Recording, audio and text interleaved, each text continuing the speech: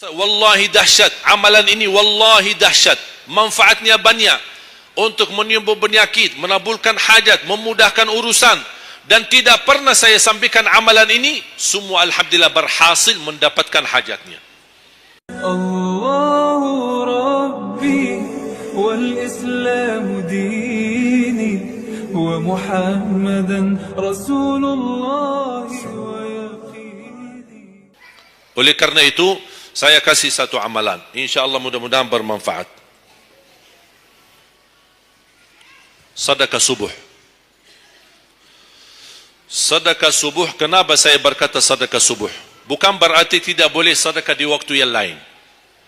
Semua sedekah boleh di setiap waktu dan setiap saat, hari Jumat maupun selain hari Jumat. Tapi sedekah subuh itu termasuk sedekah yang terbaik. Kenapa? Bukan kata saya, tapi kata Rasulullah sallallahu alaihi wasallam. Setiap waktu subuh Allah turunkan malaikat, tugasnya mendoakan orang yang bersedekah subuh hari. Allahumma a'ti munfiqan khalafa. Ya Allah, ganti yang lebih baik bagi orang yang infak di subuh hari. Ibu-ibu lagi halangan tidak salat, sebelum beraktivitas isi sedekah subuh. Anda tidak usah susah-susah mencari anak yatim dan orang miskin di subuh hari. Mulai hari ini masing-masing bikin kotak amal, atau botol, atau kaling, simpan di rumah. Setiap habis salat subuh, sebelum beraktivitas, isi sedekahnya. Apalagi kalau sedekah itu disertai doa. Begitu anda sedekah, sebutkan hajatmu. Ya Allah, dengan berkah sedekah ini, ya Allah, saya ingin nikah. Mudahkan jodoh. Nikah lagi juga boleh doa, tidak apa-apa. Ada yang sedang melamar kerjaan, anda isi wallahi dahsyat, amalan ini wallahi dahsyat, manfaatnya banyak untuk menyembuh penyakit, menabulkan hajat, memudahkan urusan, dan tidak pernah saya sampaikan amalan ini, semua alhamdulillah berhasil mendapatkan hajatnya. Begitu anda isi, doa, ya Allah, dengan berkah sedekah ini mudahkan lamaran kerjaan saya. Ya Allah, dengan berkah sedekah ini mohon titipkan pahalanya untuk kedua orang tua saya. Kalau ada yang merasa dirinya suka marah, suka emosi, ya Allah, dengan berkah sedekah ini tenangkan hati dan jiwa saya agar tidak emosi lagi. Ya Allah, dengan berkah sedekah ini karuniai kepada aku anak penghafal Al-Quran. Bu, jemaah sekalian, saya berkeluarga 12 bersaudara, timnas. Dan kami memang sudah disusun satu lusin 12 ini mempersiapkan kalau timnas kita belum mampu membawa juara, insyaallah kami sekeluarga siap mengganti timnas. Alhamdulillah dari saudara saya 12 ini 10 penghafal Al-Quran. Tapi orang tua saya awam, percaya enggak? Orang tua saya bukan ulama, bukan kiai, bukan ustaz. Ayah saya belajar kelas 3 SD. Ibu saya tidak pernah masuk sekolah sama sekali. Sampai usia 40 tahun masih buta huruf, tidak bisa baca Quran. Tapi Allah berikan karunia keturunan penghafal Al-Quran.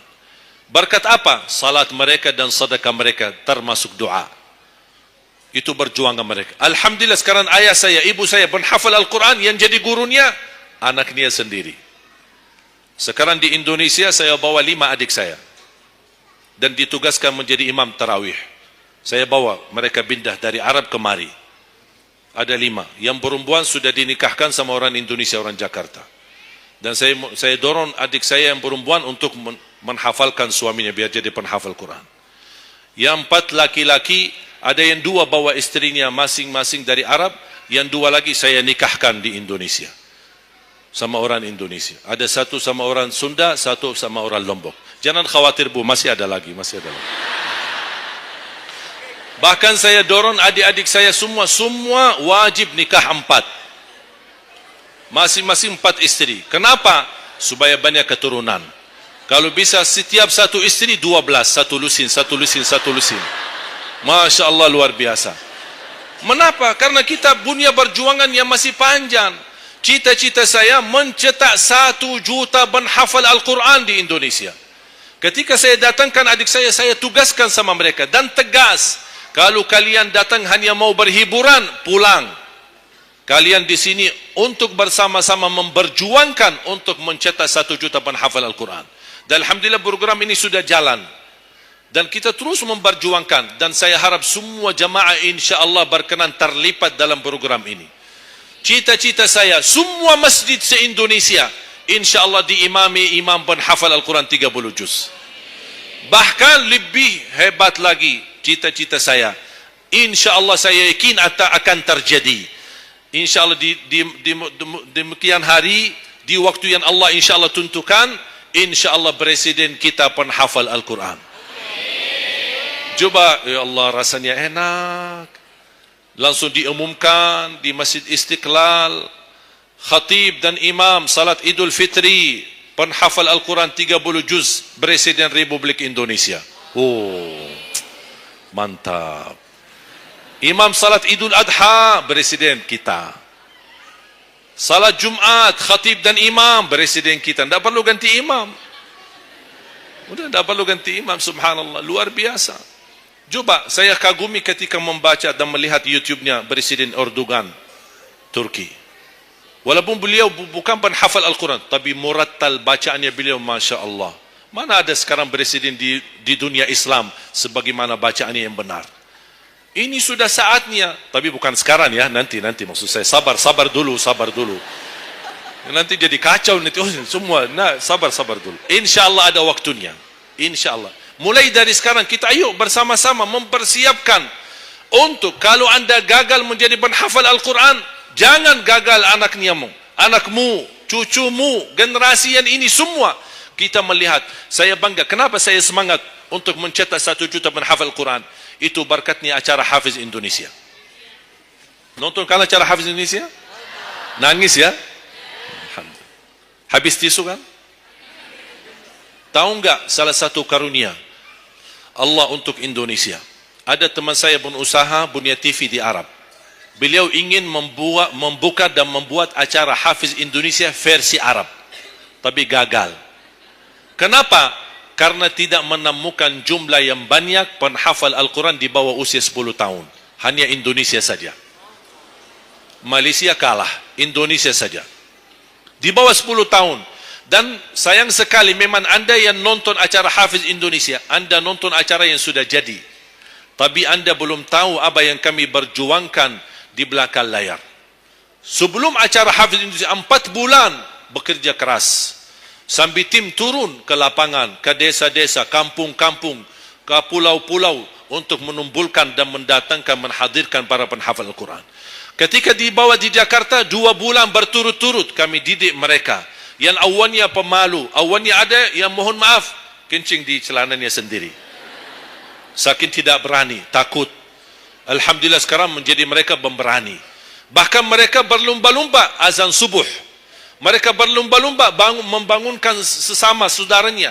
Sama-sama tertib, makan. Kita menghadirkan dokter kesehatan. Kita menghadirkan dokter psikologi jiwa untuk menjaga perasaan mereka selama 2 bulan. Didampingi kadang-kadang ibu mereka, didampingi kadang-kadang ayah-ayah mereka. Dan semua rata-rata sepakat orang tua mereka, tidak pernah kami merasakan bangga memiliki anak sebagaimana kami melihat perjuangan di Hafiz Indonesia. Dan alhamdulillah begitu selesai acara Hafiz Indonesia, kami tidak tinggalkan mereka. Kami terus kawal, kami terus pimpin. Dan alhamdulillah mereka di kampung masing-masing sudah membangun rumah tahfiz. Ada yang membangun pesantren untuk mencetak dan melahirkan jumlah yang banyak penghafal Al-Quran. Dan ini perjuangan luar biasa. Tidak mudah. Berapa biaya yang dikeluarkan. Dan mohon maaf, belum ada sponsor yang bisa mensponsori kita dan membayar full untuk kita. Kita terus bekerja keras. Dan alhamdulillah masih Allah hantarkan kepada kita orang yang dermawan, orang yang baik, yang berduli dengan dan mencintai Al-Quran. Allah anugerahkan. Wallahi menurut saya, saat ini, zaman ini, sedekah yang terbaik dan yang termulia, semua apapun yang terkait dengan Al-Quran, itulah yang termulia. Makanya boleh anda ketika anda bersedekah, jangan lupa disertai doa. Di antaranya anugerahkan ya Allah Indonesia menjadi negara Al-Quran. Tapi tolong fokus. Kalau anda isi sedekahnya, tolong disesuaikan. Jangan isi sedekahnya koin, teng, tapi doanya sampai terbit matahari. Tidak ada malunya. Kata Allah, koin-koin aja sedekahnya, doanya dah habis-habis. Hajatnya panjang, lebar. Malu kita. Bukan Allah tidak bisa. Allah maha bisa menabulkan hajat. Tapi kita malu sama Allah. Kok cuma bikin teng, ya Allah, ya Allah, ya Allah, panjang. Fokus. Kalau usulan saya, satu sedekah, satu hajat. Satu sedekah, satu hajat. Dan insyaAllah akan anda melihat manfaatnya. Mudah-mudahan semua yang hadir, insyaAllah menjadi keluarga besar 1 juta penghafal Al-Quran. 1 juta mencetak penghafal Al-Quran. 1 juta keluarga Al-Quran. Yang insyaAllah akan membangun generasi baru. Yang membawa Indonesia menjadi baldatun tayyibatun rabbun ghafur. Dan di masa yang akan datang, insyaAllah Indonesia menjadi lebih baik. Amin ya Rabbal Alamin. Barakallahu fikum. Terima kasih. Semoga bermanfaat. Kurang lebihnya mohon maaf. Mungkin ada panitia ingin menyampaikan selanjutnya. Wallahu a'lam. Subhanakallahumma bihamdik. Asyhadu an la ilaha illa anta astaghfiruka wa atubu ilaik. Wassalamualaikum warahmatullahi wabarakatuh.